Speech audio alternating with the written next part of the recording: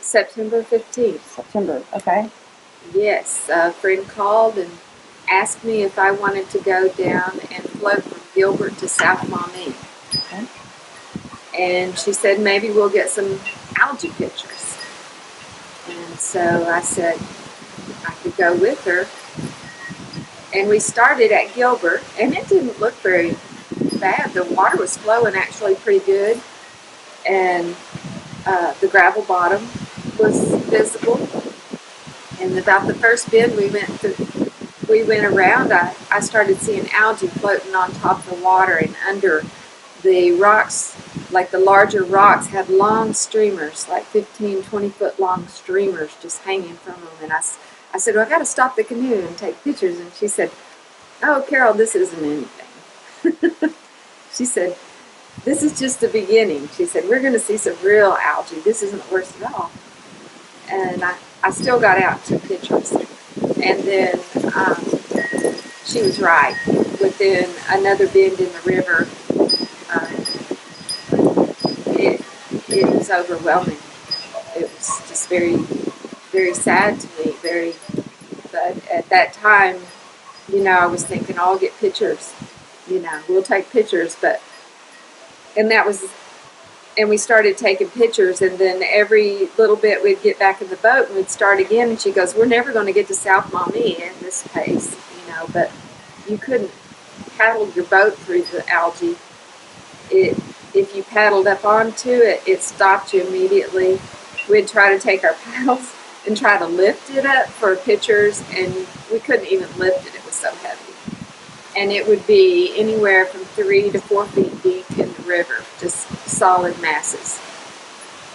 And then floating on top of the river. And at other places, it was, most everywhere, it was shore to shore. If you couldn't see it on top in a mat, it was underwater. And the fish, that really bothered me, the fish that were swimming on top of between the algae and the surface. Because I thought it was the middle of the day, and it was a warm day, and normally they would be under the ledges or in the shade of the trees. They wouldn't be out in the middle of the sun. That bothered me. So it was a very sad trip. So you float the buffalo every year. You're on the buffalo, and you see what it looks like. Does it look like that all the time? Some people suggest that people are just paying more closely attention to the buffalo now. Is that something that has any validity, or have you noticed a significant change this year? When I was a young kid, before I ever even started school, my first memory of the buffalo was at Buffalo Point. And my family had a family reunion here. And I still remember swimming underwater with my eyes open and seeing my cousin's legs and everybody kicking and playing, and my dad and all of us out in the water. Then about 25 years ago, I started floating the buffalo as an adult more regularly when I married, and Chuck and I are on the river all the time. That is our sport. We can put in on the little buffalo here and float down to the buffalo and go as far as we want. It's very easy to shuttle, so we're out there pretty much several times a year, every year. It's not something that it's an easy afternoon for us. Very often we'll take off in the summer and just float in the evening, because that's when there's no people out there, the wildlife are out there, and he enjoys fishing, and I just enjoy floating. And I've been on the river year after year. I've been on cleanup trips. I've volunteered with the Park Service now for 23 years, and I've never seen the buffalo look like this. It's very sad.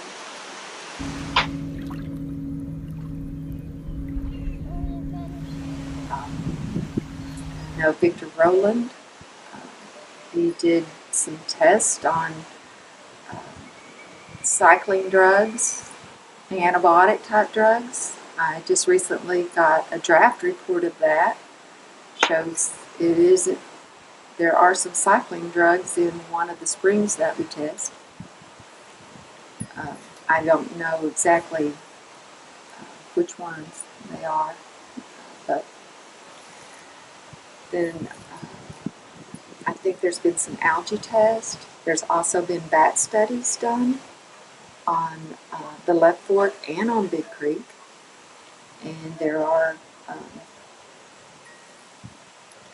let's see, what other kinds of tests? Gosh, there's so much going on. There has been a lot. We've done 5 different dye injections into different areas. Some went into the same area, same wells, but different types of dye and at different flow conditions. And we have,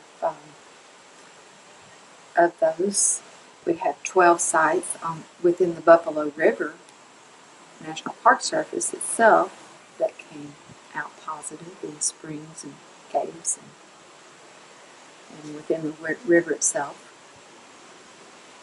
And, I know people have done some invertebrate studies in the caves, have gone in and looked to see if there's anything within the Park Service caves that could be listed as endangered or unusual or just normal. But now, the springs, that really worries me here, because a lot of people in the country, in the back country, including ourselves, we're not on the rural water system. We use our springs. We have 3 right here on our place, and then we have the river that runs through us, you know. But a lot of the people in Newton County and the Mount Judy area is one of the most socially economic impacted areas of the United States. And these people that we have gone to their houses and tested their springs or looked at their springs, and they're very concerned. You know, they don't have another source.